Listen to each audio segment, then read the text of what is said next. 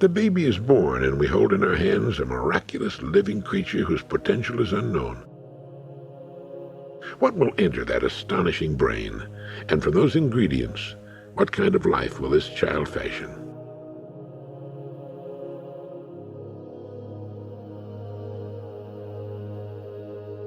Ideas are the most important things on earth, and each of us has his own or her own idea factory.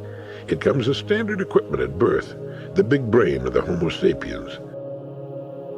Ideas, the great ideas that move us to be better and greater than we now are the deeply embedded anchors that will hold us in place when the great storms of life crash about us.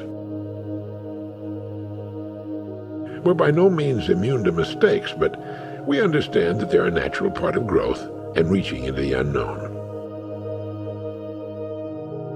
We all have basic and inherent genetic differences. Regardless of the genetic equipment we've been handed, the goals we set and invariably reach when they're truly our goals and not the goals of a parent or acquaintance meet our desires perfectly.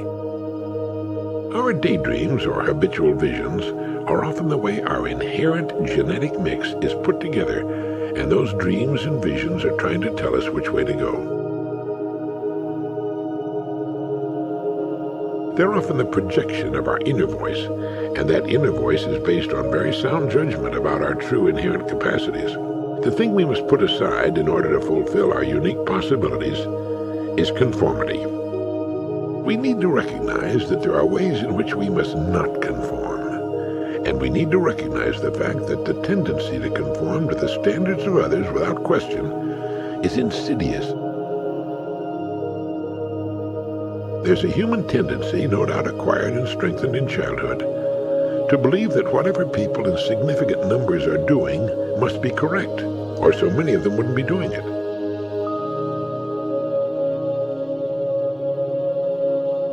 The great majority of people seldom enjoy the best of anything. The best is never the most popular. Now, I mention these things to establish the importance of questioning the things we do. Do we do them because they're what everybody else is doing, or because we've come to the conclusion that they're best for us and our personal journey into meaning? Whatever the majority of people are doing, under any given circumstance, if you will do the exact opposite, you will probably never make another mistake as long as you live. Using our intuition along with our intelligence as a guide can be the best way to produce really super ideas. How it works is a mystery.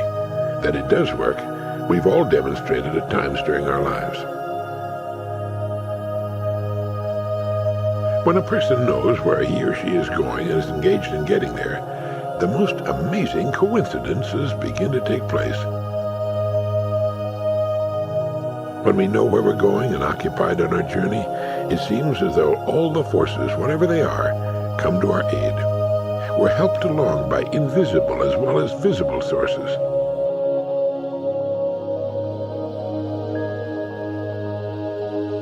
This is not to say that we encounter nothing but smooth sailing. On the contrary, there's that door, of course, which is like a members-only sign outside an exclusive club. It seems to exist to prevent all but the 100%ers from gaining entrance to the winner's circle. Perseverance. Dogged, unflagging, repeatedly rejected perseverance is the answer, of course. And when we've set our heart and mind on something that is so important to us, we can generate that kind of persistence. The first step of the successful goal person is commitment. The person who's 100% committed to the achievement of a goal is quite willing to take whatever intermediate steps are necessary. The bridges are burned. There's no escape route on which to come tiptoeing back when things get rough. Commitment, 100%. When that happens, the goal is as good as accomplished, and you'll have fun and great experiences on the road to its achievement. In fact, the goal itself may come as an anticlimax, demanding the immediate setting of a new goal. As we work to bring a difficult long-range goal into reality, we gradually grow into the kind of people to whom such a goal is a natural thing. That's because before we can do something, we must be something. We actually become what we think about. And the key to it all is that it is each one of us who must do the thinking, and each of us has his own governor.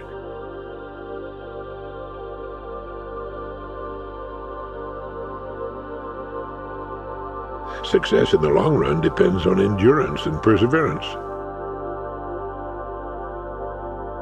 Examine your life, your wants, your dreams, your daydreams, your visions, and look for a consistent key, a way in which you like to see yourself doing some particular thing as a form of work or service. A consistent daydream is often the projection of our inner intelligence trying to tell us what we should be doing.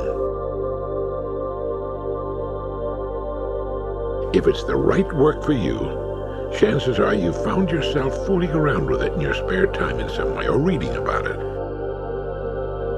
Look for a consistent interest. If you find it, you may have found your river. There are those of us who seem to be able to do with equal facility and with equal interest and enjoyment many things.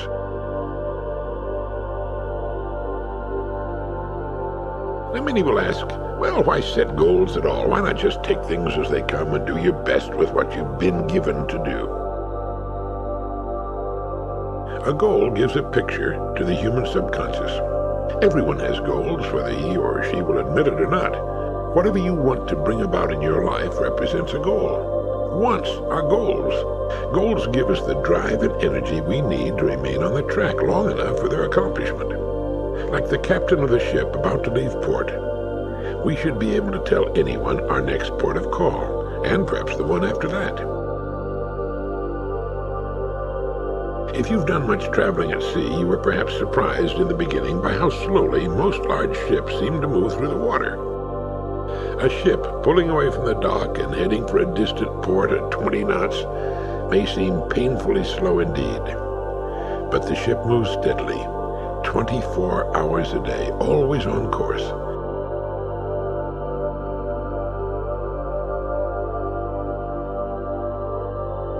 And soon we're in the harbor with mission accomplished. Now, after refueling, a new port of call must be determined.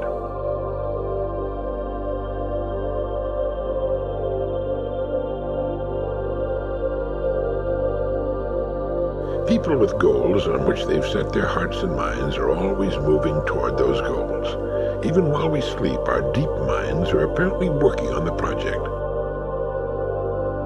It's interesting and often quite astonishing how people with goals tend to live longer than people without them. It's as though they can extend their lives simply because they have something to do. It must be the interest that lends vitality and energy to their lives. The journey is better than the end, because the journey is life and experience. It puts us in the way of new interests and the most astonishing synchronicity. We say, I have an idea. What is that? It's surely more than a neurochemical electrical response, although it's that too. An idea is the bringing together of known increments to provide a new result.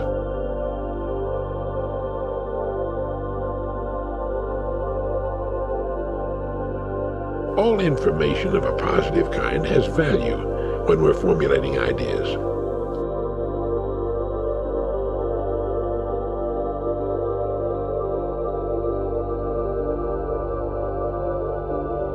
When we set an important goal for ourselves, we present to our mind a problem to be solved, a challenge to be successfully fulfilled. Instantly, the mind goes to work to find the information we need to turn that idea into reality.